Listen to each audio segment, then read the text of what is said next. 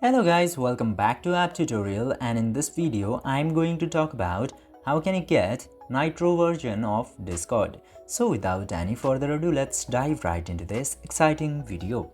Now, in order to get the Nitro version, you just simply have to open your Discord application.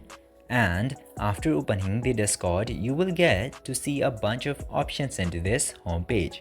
Now, into this homepage, you will get to see this U option, which is the profile icon into the bottom right corner. Tap into that option, and after tapping into that option, you will get to see this Nitro just besides the gear button. Tap to Nitro, and after tapping in there, you will get this bunch of options into here. The first one is Nitro and the second one is Nitro Basic.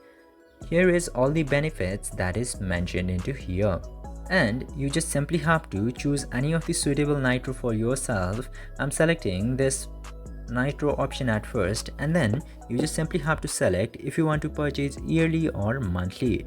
Select the suitable system and tap to purchase, and after this you have to choose your payment method and pay the price for Nitro, and your Nitro will successfully be activated.